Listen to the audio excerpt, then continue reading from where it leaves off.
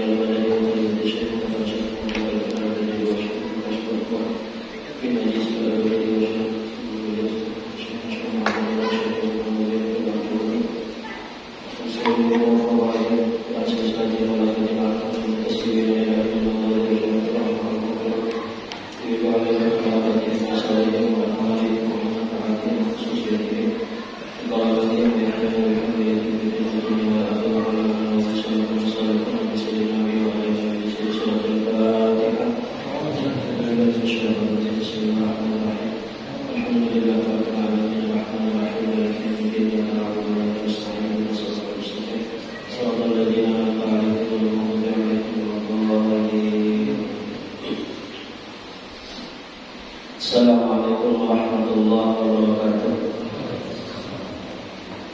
Bismillahirrahmanirrahim.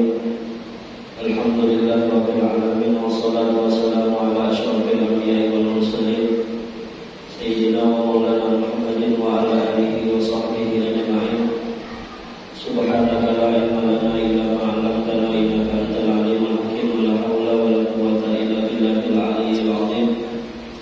Rabbi shrah li sadri wa yassir li amri wa hlul 'uqdatam min lisani yafqahu qawli warzuqni al-fahma al-qawi wa saddid lisani wa hdil qalbi bi haqqi sayyidina Muhammadin sallallahu alaihi wasallam. Qala al-mu'allif rahimahullahu ta'ala wa nafa'ana bihi wa bi jami'i ulumihi fid dharain amin. Kemudian kita masih melanjutkan daripada bagian-bagian ayat mutlak yang makruh memakai dia.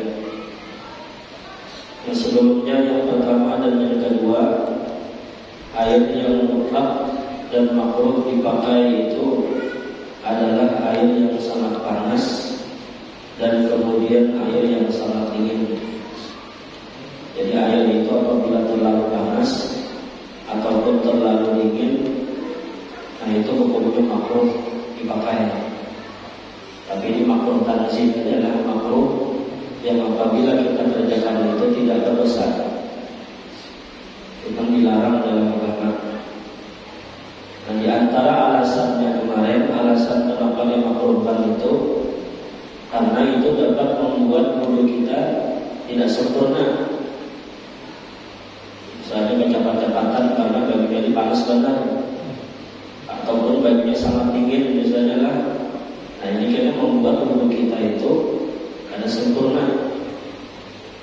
Karena salah satu di antara ujian Nabi, tanda keimanan seseorang itu adalah dia itu menyempurnakan akan wudunya.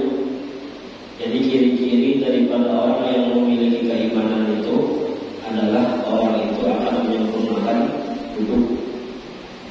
Dan dalam hadis Rasulullah mengatakan, man ahsana wudu ahsana shalah wa man ahsana shalah ahsanallahu umura dinihi wa dunyah. Siapa yang Nabi memperbaiki wudunya, nah maka niscaya Allah akan memperbaiki, niscaya dia akan memperbaiki salatnya. Dan siapa yang memperbaiki salatnya, maka Allah akan memperbaiki urusan dunia dan agamanya.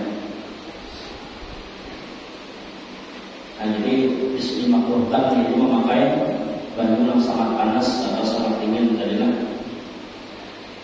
Dan namun nanti apabila baju yang dua macam ini, hanya dua ini aja yang ada lah. Misalnya yang lain itu ada, cari sudah ada lagi baju yang selain daripada yang dua ini, atau cuma ada baju yang sangat panas saja, baju yang sejuk ada, baju yang dingin ada.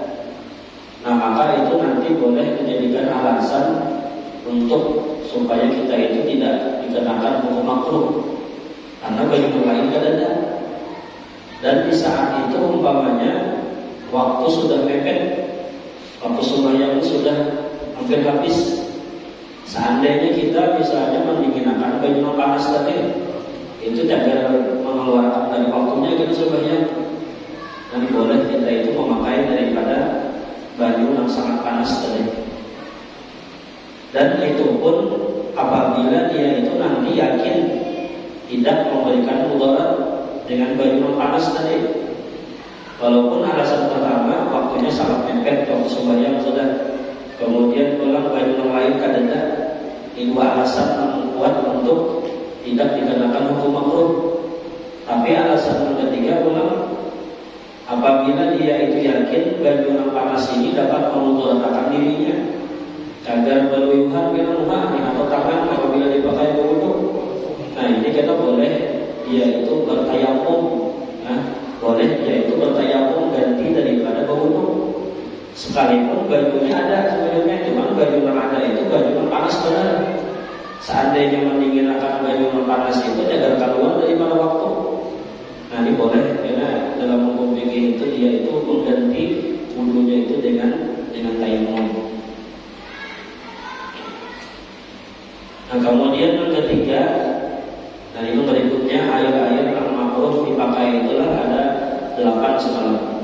Yang ketiga adalah air yang terjemur, atau dalam bahasa fikihnya itu air musammas. Air musammasnya artinya air yang terjemur di bawah panas matahari. Nah namun nanti air yang terjemur atau air musammas ini ada syarat-syaratnya yang dimakruhkan dipakai itulah. Pertama alasannya itu nanti wadah yang dipakai itu wadah yang terbuat daripada besi, ataupun terbuat dari tembaga, atau daripada timah.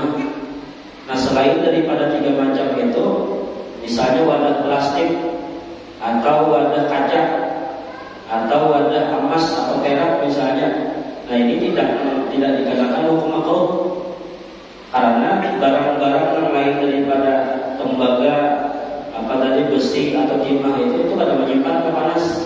Tapi kalau tembaga, timah, besi itu apabila karena panas menyimpan panasnya.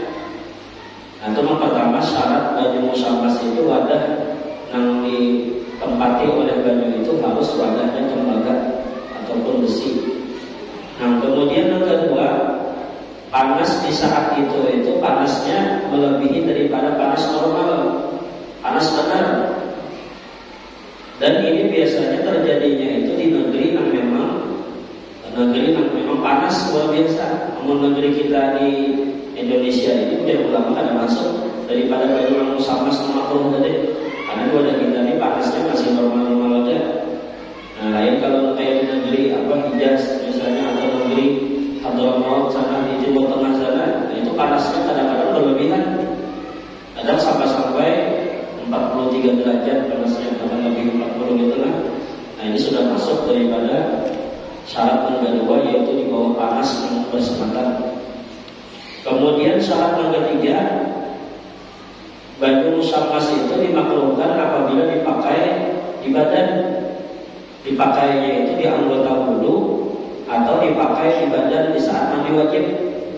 Nah selain daripada dipakai di badan, itu ada makruh. Kita pakai kesan menyimbur kotoran misalnya, atau membersihkan najis misalnya, atau digunakan untuk mencuci pakaian. Nah itu kan ada apa? Nah jadi makruh itu apabila dipakai di badan, nah dipakai di awak atau di anggota wudu. Nah 3 syarat inilah yang membuat air musammas itu menjadi hukumnya makruh. Apabila salah satunya itu tidak ada, nah maka tidak akan dikenakan yang namanya hukum makruh. Kemudian yang keempat, air yang makruh dipakai ini adalah air di negeri Samud. Negeri Samud ini negeri kaum Nabi Saleh. Jadi kaum Nabi Saleh itu kan dahulu mereka adalah umat mengingkar dengan perintah Nabi Saleh. Nah ini nanti kampung kaum Nabi Saleh itu disebut kampung kaum Samud. Nah itu semua sumur-sumur ataupun baju-baju di kampung kaum Nabi Saleh itu semuanya dimakruhkan dipakai. Karena itu termasuk kampung yang dikutuk Tuhan, kampung yang dilaknat Tuhan. Jadi karena bukan penduduknya aja yang dilaknat Allah di saat itu, semua apapun yang ada di kampung kaum Nabi Saleh tadi semuanya dilaknat oleh Allah, termasuk baju-bajunya, tanah-tanahnya itu kita ada boleh atau makruh dipakai besan tayamum, makruh. Bajunya dipakai besan berwudu, makruh. Karena semua mereka itu dan tempat-tempatnya pun dilaknat oleh Allah. Itu kalau tadi air di negeri Samud ya. Melainkan air pada telaga Naqah. Naqah ini artinya ontak Nabi Saleh. Jadi Nabi Saleh itu ada punya sumur. Nah sumurnya itu bahasa kita sumur biasa minum sidin, biasa minum ontak Nabi Saleh. Nah itu pengecualian. Kalau kampung Nabi Saleh tadi sekampungan dapat laknatan Tuhan, kecuali satu buah sumur yang tidak dilaknat oleh Allah, yaitu sumur Nabi Saleh. Nah ini boleh dipakai bajunya itu untuk berwudu, mandi wajib ataupun bersuci. Itu kada makruh dipakai. Tapi kalau selain daripada sumur Nabi Saleh tadi, nah itu semuanya di negeri Samud itu hukumnya makruh dipakai.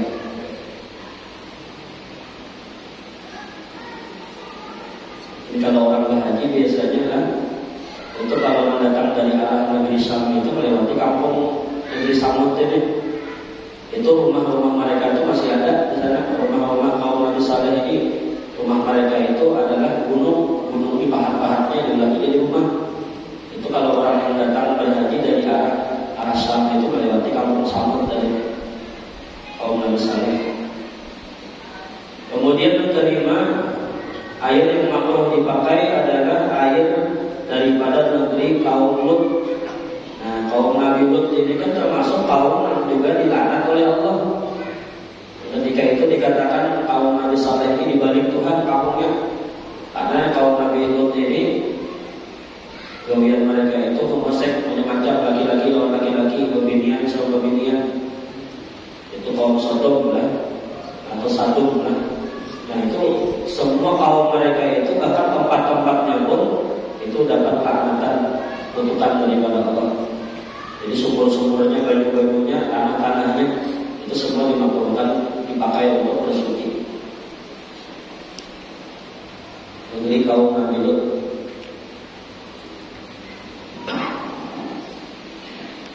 Kemudian yang keenam adalah air pada telaga Burhut. Air pada telaga Burhut. Nah, telaga Burhut ini ada kata di Hadramaut, Yaman. Itu di hadis Nabi itu dikatakan, ujar Nabi wasyarru minan nas Burhut fa innahu dan Nabi tajma'u fiha arwahul kufar. Sumur Burhut itu ya Nabi adalah sejahat-jahat sumur manusia. Karena di sumur Burhut itu kumpulan roh-rohnya orang kafir. Jadi roh-roh orang kafir itu dikumpulkan, dibuat dalam sumur Burhut tadi.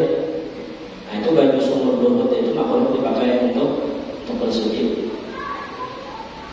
Dan kebalikan daripada sejahat-jahat sumur tadi ada sumur Zam-Zam. Nah sumur Zam-Zam ini sebaik-baik sumur yang dipakai oleh manusia. Kemudian yang ketujuh adalah air pada bumi Babil. Air pada bumi Babil, kaum Babil adalah ini di Irak namanya. Air yang ada di kaum Babil, Babilonia. Bumi Babilon itu di Irak. Kemudian yang kedelapan adalah air pada telaga Darwan. Air yang ada di sumur Darwan. Dan sumur Darwannya anakannya di Madinah, di Madinah Al-Munawwarah. Itu dahulu ceritanya sumur Darwan itu kan ada seorang kafir yang bernama Labid Labid ini dulu menyihir Rasulullah. Rambut Nabi Muhammad diambilnya, diulahnya gumpalan-gumpalan sebanyak 11 gumpalan rambut, kemudian dibuatnya dalam sumur darwan tadi untuk menyihir Rasulullah. Itu sumur yang tempat dibuang rambut Rasulullah itu namanya sumur darwan, sumur untuk menyihir Rasulullah oleh si Labid tadi.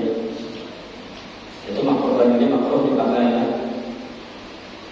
Tapi di saat itu kan Rasulullah pada sempat karena sihir, karena tadabur Jibril turun dan Jibril baca surah Al-Mu'awwidzatain, surah Al-Falaq, Al-Alaq dengan An-Nas, dibaca diulang-ulang. Akhirnya Rasulullah ketika itu lepas daripada sihir si Labid tadilah. Itu sumbernya di Madinah, sumber darwan.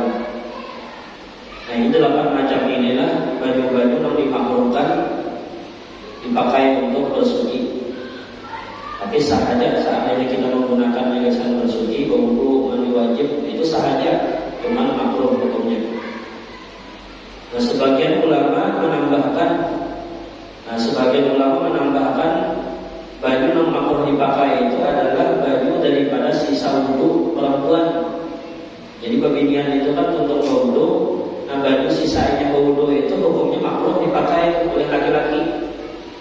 Baik itu baju yang masih belum terpakai olehnya tadi kan dalam wadah misalnya, ataupun baju yang ketika dia itu tersisa daripada sisa basuhan sunnah.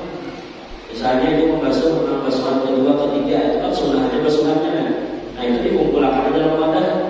Lalu kita gunakan baju yang sisa perempuan tadi disebut wudu. Nah, itu makruh hukumnya lah, baju sisa daripada wudu perempuan itu makruh. Kemudian juga ada sebagian ulama menambahkan air yang makruh dipakai itu adalah air yang tergenang, yang tadinya lawas dalam wadah. Tadinya dalam wadah lawas, itu kan makruh dipakai karena alasannya ada bakteri di situ, banyak bakteri-bakterinya. Nah, ini juga termasuk baju yang dimakruhkan untuk berwudu ataupun bersuci. Dan demikian lagi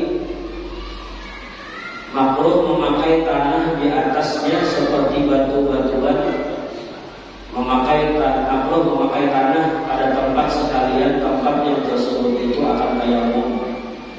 Nah, jadi tempat-tempat yang untuk Tuhan tadi lah, namanya Tuhan tadi itu bukan bajunya aja yang dimakruhkan memakai, tapi semua apapun yang ada di atas muka buminya itu, baik itu kayu-kayuannya atau batu-batuannya, tanahnya, itu semuanya dimakruhkan karena termasuk di antara benda-benda yang dilaknat oleh Allah Subhanahu wa taala.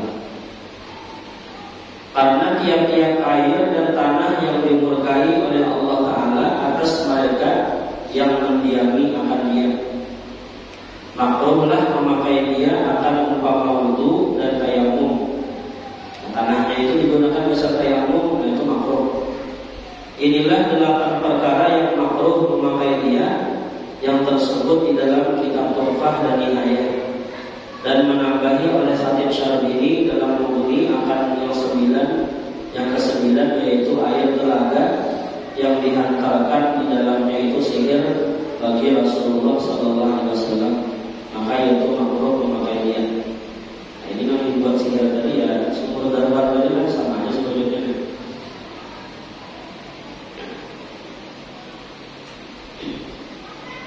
Tidak rasa makruh itu karena disebabkan ada 2 hal yang membuat baju itu atau sesuatu itu menjadi makruh. Ada dalam hukum agama itu yang makruhnya itu dua-duanya makruh secara agama makruh, kemudian makruh secara hukum medis bagi kita kesehatan menghukumkan makruh, dan agama pun menghukumkan makruh.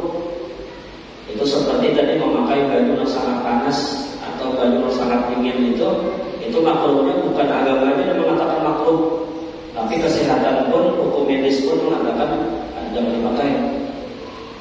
Karena itu dapat memberikan bahaya untuk kesehatan.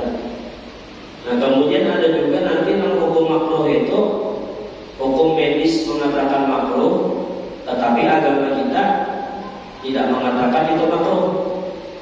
Itu seumpama orang orang berjaga malam untuk beribadah. Berjaga malam misalnya dan beribadah kepada Allah, ada beguringan semalaman, itu menurut hukum agama ada makruh hukumnya. Makin banyak ibadah paling bagus, tapi secara medis kita mengatakan tidak bagus. Karena orang begadang itu kan kita dapat merusak kesehatan secara medis. Makruh secara medis, tapi secara hukum agama yang bergadang untuk ibadah itu tidak mau. Malah disuruh oleh agama. Kemudian ada juga yang makruh menurut agama, tapi menurut hukum medis itu kada makruh. Agama membolehkan, cuman agama tidak membolehkan, tapi medis membolehkan aja.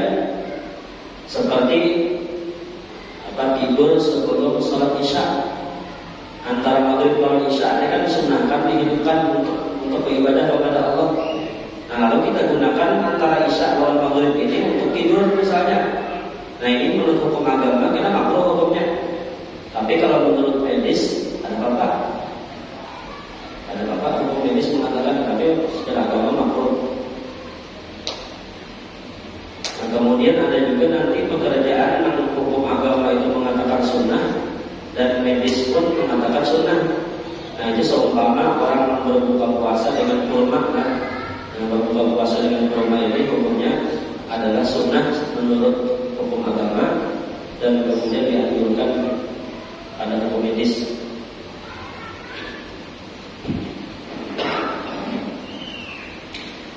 Kemudian syahadat tidak makruh memakai air yang terjemur itu melainkan dengan 5 syarat. Nah, jadi hukum baju musammas tadilah baju yang dimakruhkan dipakai tadi yang terjemur itu tidak makruh melainkan dengan 5 syarat. Pertama bahwa adalah ia terjemur pada putur. Putur ini artinya negeri yang sangat panas, yang sangat hangat. Seperti contohnya negeri Tihama, negeri Yaman, dan kemudian Hijaz. Nah, ini negeri-negeri yang ada di timur tengah sana seperti Tihama, Yaman, Hijaz. Jadi negeri-negeri yang memiliki suhu panas yang luar biasa panasnya, akan sampai 43 tadi. Itu di bulan-bulan April itu biasanya sangat panas. Maka tiada makruh air yang terjemur pada putur ataupun negeri yang sejuk seperti Syam. Nah, Syam dan negeri yang ugahari itu yang sedang-sedang aja panasnya seperti Mesir ataupun Indonesia. Ini maksud Indonesia ini ada maksud hukum makruh. Karena taksir atau pengaruh matahari pada kedua putur tadi, kedua negeri tadi itu baik atau lemah presiden. Itu panasnya ini pada kuat. Kayak Indonesia, Mesir itu masih ya normal aja lah, sedang-sedang aja panasnya. Kemudian syarat yang kedua bahwa terjemurnya itu pada musim panas, pada musim hangat. Dan musim itu kan ada musim-musimnya, ada musim dingin kan, ada musim panas. Nah, ini kan yang dimakruhkan ini bagi yang terjemur itu di negeri yang panas tadi pada musim panas, tidak pada musim dingin.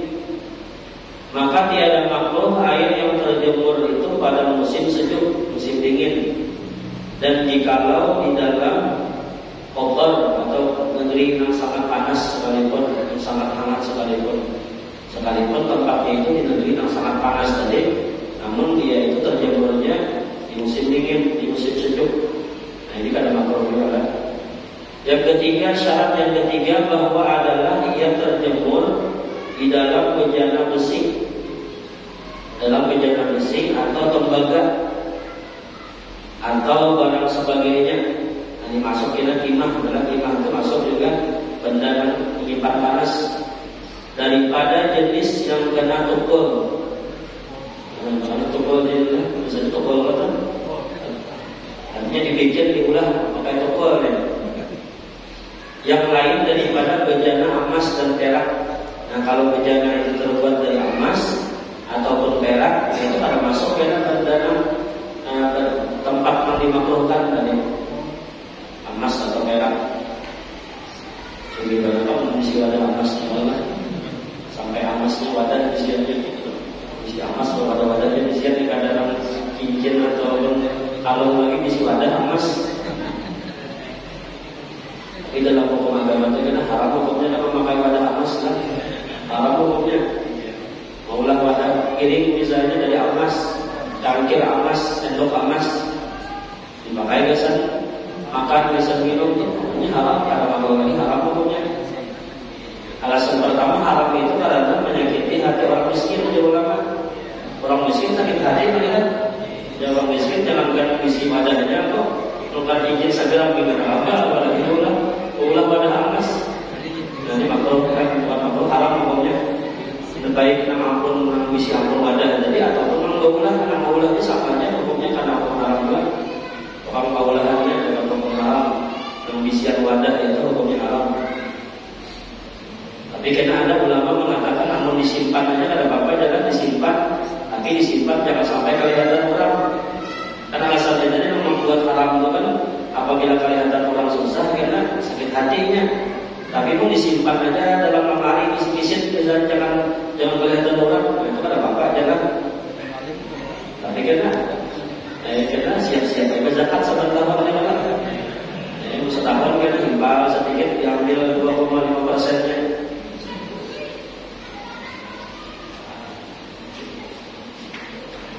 Emas itu kan karena hukum zakat ini apabila dipakai walaupun sekali itu kan ada karena hukum zakat.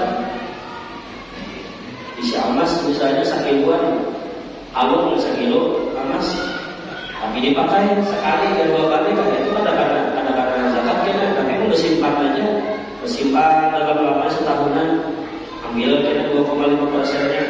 Kalau misalnya isi emas 100 gram berarti 2,5 gram setahun tidak ganti.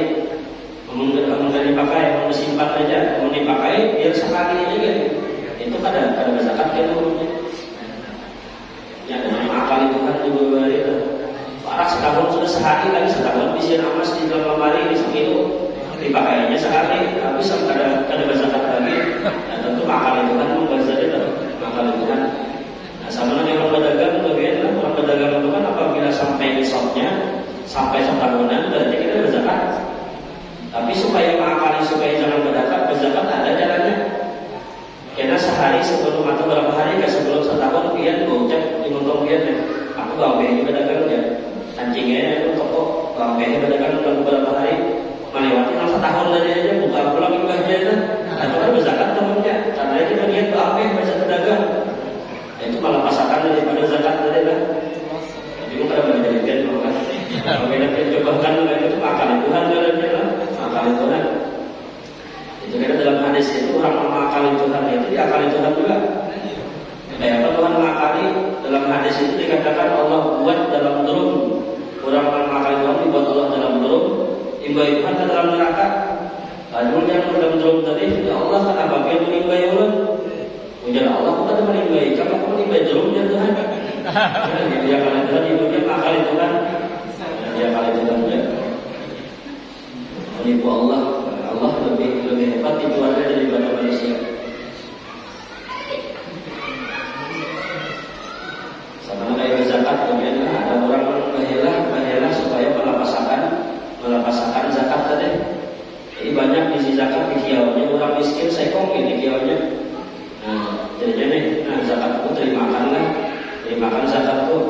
Tapi karena itu kehidupannya pun kita apabila kamu terimakan sudah belum kena pulang lawan aku zakat tadi. Aku malah pasakan berzakat aja deh.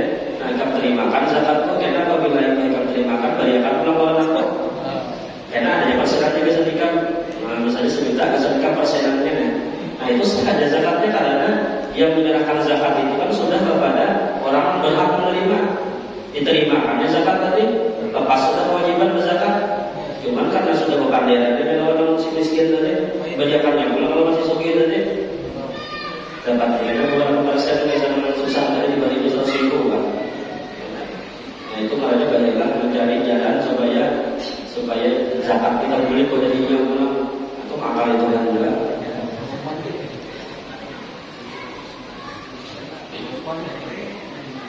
Jadi mana berzakat itu bagi akan sama sekali. Berarti kalau orang yang orang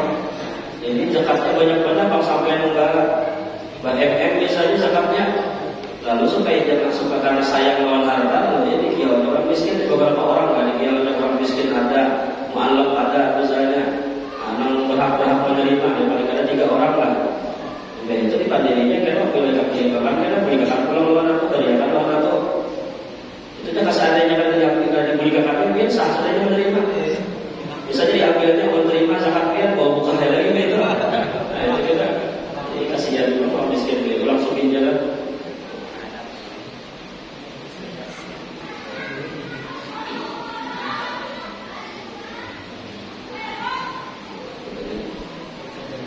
Maka tiada makruh yang terjemur di dalam bejana yang lain daripada yang tersebut itu. Seperti contohnya bejana tembikar. Nah, tembikar ini artinya tanah yang dibakar. Tanah yang dibakar dibuat jadi wadah. Nah, kayak misalnya apa bulanai kah atau kendi kah misalnya itu tembikar kan. Nah itu kada menyimpan panas. Nah itu kada makruh misalnya wadahnya itu dari tembikar. Dan kemudian atau terbuat dari kayu, wadah kayu, nah itu ada bapak juga, ataupun kulit. Dan yang terjemur di dalam telaga dan kolam.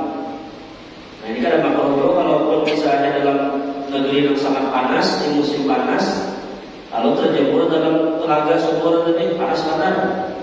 Nah ini kan ada makruh.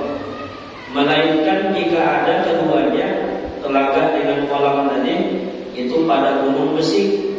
Misalnya gunung besi ya kan? Gunung besi misalnya ada baju dalam telaga tadi terjemur di bawah panas yang sangat panas. Nah ini makruh hukumnya karena wadah sumurnya itu adalah gunung besi. Kira-kira ada apa kira-kira di belakang kasih contoh ada sini dengan kita ada soal ada gunung besi lagi.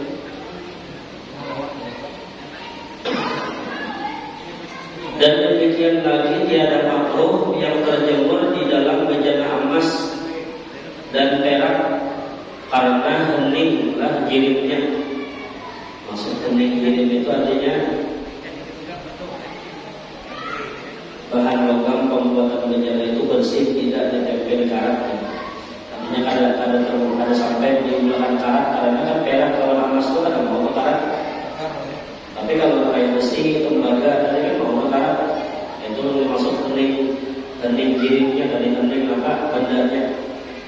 Dan jika ditakdirkan ada baginya tembaga sekalipun di situ wadah emas tadi itu ada tembaganya sedikit di situ, itu tetap ada makruh hukumnya. Karena dia itu memang dilihat itu wadahnya terbuat dari emas. Dan demikian lagi tiada makruh yang terjemur di dalam bejana besi atau tembaga yang disadur. Sadur itu maksudnya dilapis. Jadi wadah luarnya ini bejana tembaga, luarnya tembaga, tapi di bagian dalam itu misalnya disadur, dilapis pakai apa? Kalau misalnya pakai perak, ada lapis, atau pakai sesuatu apakah dicat, kalau misalnya itu sadur itu dilapisi, disapu. Nah, disadur dengan emas atau perak. Nah, emas atau perak dengan sapuannya tadi atau sadurannya tadi. Jika ada sadurannya itu tebal, sekira-kira menegakkan sadurannya itu akan keluar sesuatu daripada bejana yang disadur itu. Nah, seperti yang tersebut di dalam Tuhfah dan Nihayah. Jadi kalau misalnya wadah bejananya itu tembaga, asalnya tembaga wadahnya, kemudian dalam tembaga itu disadur, dilapisi dengan lapisan emas atau lapisan perak. Tapi dengan syarat lapisannya itu harus tebal. Supaya apa? Supaya panas tembaga itu tidak sampai ke atas, jadi kita tidak ada mengeluar panasnya. Nah, ini ada bapak.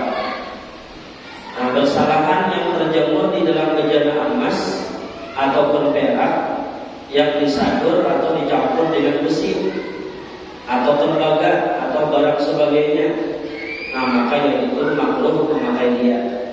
Nah, ini kebalikannya ulang wadahnya ini wadah emas, tapi saduran dalamnya itu lapisan dalam wadah emas tadi, tembaga atau besi, disapu atau dilapisi dengan emas atau tembaga. Nah, ini hukumnya makruh. Walaupun bagian luarnya kan tadi emas atau perak, tapi sadurannya itu saduran emas atau saduran tembaga atau besi umpamanya. Kemudian syarat yang keempat bahwa dipakai ia pada ketika lagi hangatnya, maka tiada makruh memakai dia pada ketika sejuknya. Jadi baju musammas tadi, baju yang dipanaskan di bawah terik matahari tadi itu makruh itu di saat dia itu masih panas. Tapi kalau sudah dingin, nah ini kembalinya kita kalau baju mutlak yang ada makruh belum dipakai. Jadi hukum makruh tadi itu di saat dia itu masih panas saja. Apabila sudah dingin, kembali kepada dingin, nah itu kita hilang makruhnya tadi. Kemudian syarat yang kelima bahwa dipakai ia pada badan seperti pada wudhu atau pada mandi ataupun diminum. Nah jadi makruhnya tadi itu adalah dipakai di badan. Nah, biasa wudhu, biasa mandi wajib atau biasa diminum, nah ini makruh. Sama ada pada badan yang hidup ataupun pada badan mayit. Badan orang mati misalnya nih, bisa memandi orang mati, bagi orang terjemur di bawah panas tadi. Nah ini hukumnya makruh juga dipakai, bisa memandi orang mati. Dan jikalau pada badan yang supak ini penyakit apa? Penyakit belang, penyakit celak. Dan di antara penyebab karena orang memakai baju musammas ini nanti kita menimbulkan penyakit supak. Penyakit putih, tapi penyakit putihnya ini karena bukan kulit luar aja, putihnya sampai ke daging-daging, itu karena penyakit supak. Penyakit apa namanya, penyakit belang atau penyakit bahasa orang Melayu penyakit celak kan. Dan pada binatang seperti kuda sekalipun. Nah sekalipun jadi baju musammas tadi itu dipakainya di badan yang memang sudah kena penyakit supak itu, ataupun dipakai untuk gezan mandi kuda apa. Nah ini tetap dihukumkan makruh hukumnya. Karena bahwasanya air yang terjemur dengan segala syarat yang tersebut itu dia akan mewaris akan supak, nah, penyakit telak tadilah. Maka dimakruhkan memakai dia karena takut akan supak pada yang tiada supak, atau takut bertambah supak pada yang sudah supak. Kalau sudah kebanyakan supak, kita dikubui pakai baju itu bertambah kita. Ataupun orang sehat dikubuyakan baju yang musammas tadi. Nah ini kan menimbulkan penyakit supak dan penyakit putih. Dan putihnya itu bukan di kulit saja, tapi sampai ke daging putihnya. Dan panau itu cuma juga hilang aja. Jadi panau itu kan di kulit luar aja, ini supaknya sampai ke dalam-dalam, sampai ke daging. Penyakit jelak begitu. Nah ini penyakit supak ini sebetulnya di zaman dulu, di saat dimakruhkan baju itu belum ada penelitian kenapa maka makruh hukumnya di zaman Nabi ini. Nabi mengatakan makruh memakai baju musammas, belum ada penelitian kenapa hukumnya makruh.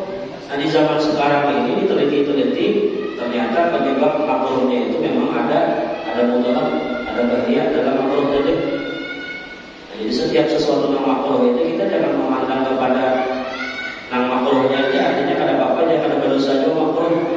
Nah, setiap yang dilarang Tuhan itu pasti ada bahayanya, nah, pasti ada mudaratnya. Jadi kita jangan sekali pun meremehkan makruh.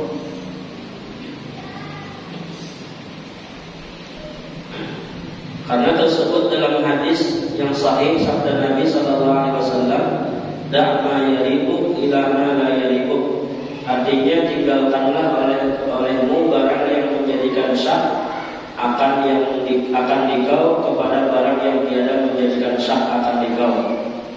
Artinya tinggalkanlah sesuatu yang meragukan, kan? Syak ini meragukan kepada sesuatu yang tidak meragukan. Maka memakai air yang terjemur itu menjadikan syak atau ragu-ragu karena ditakuti daripada penyakit supak tadi kan. Jadi pun ada yang lain daripada itu, lebih baik kita jangan memakai itu lah, karena kita ragu-ragu kalau kita kena penyakit supak tadi. Kalau bahasa semboyannya kan biasanya apa aja, ragu-ragu lebih baik kembali ya kan. Nah ini di hadis Nabi itu ya tadi tinggalkanlah yang meragukan kepada sesuatu yang tidak meragukan. Ragu-ragu lebih baik kembali. Kata segala tabib ini adalah dokter yang menghakik bahwasanya matahari daripada sangat tajam hangatnya atau panasnya itu, dia akan menceraikan daripada bejana itu akan zulmah. Zulmah ini bahasa kita tuh radiasi kan.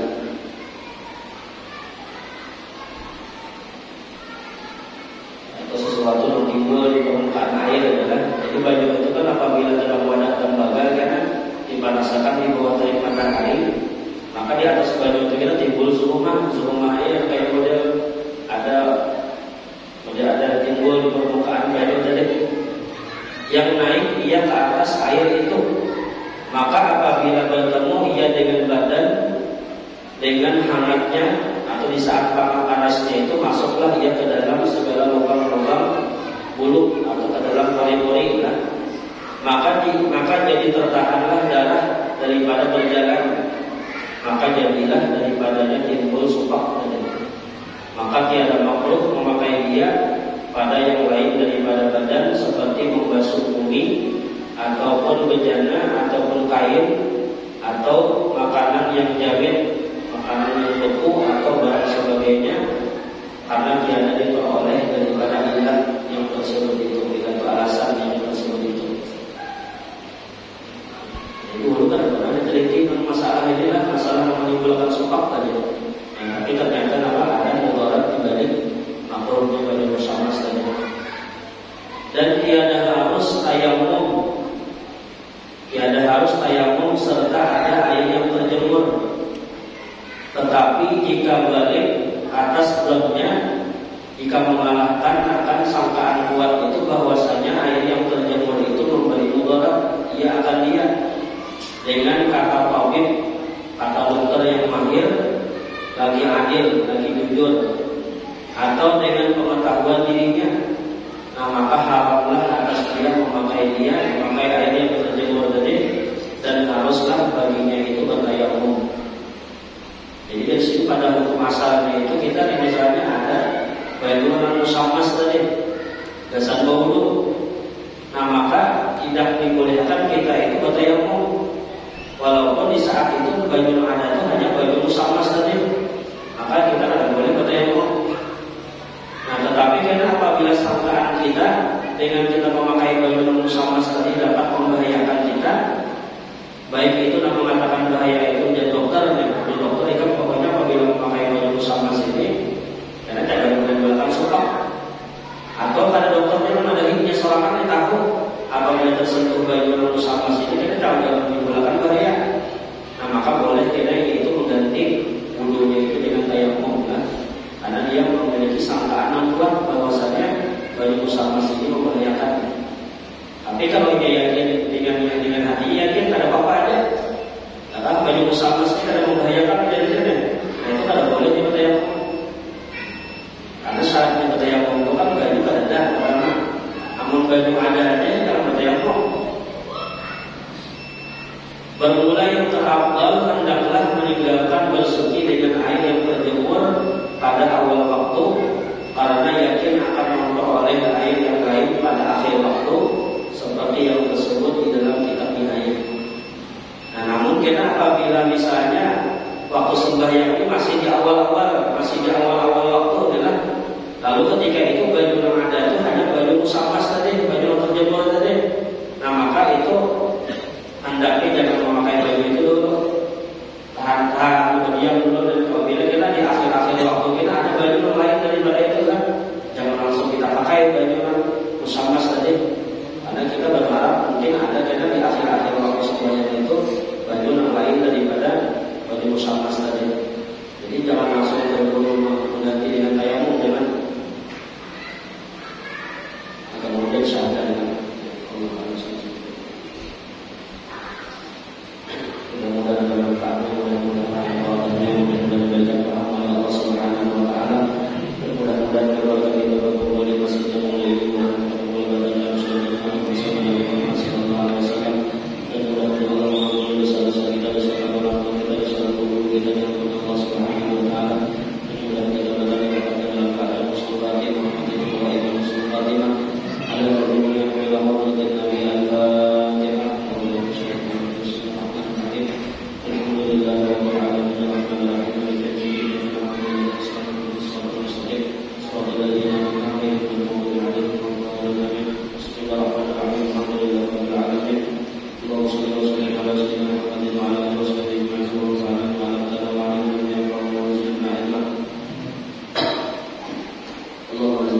الذين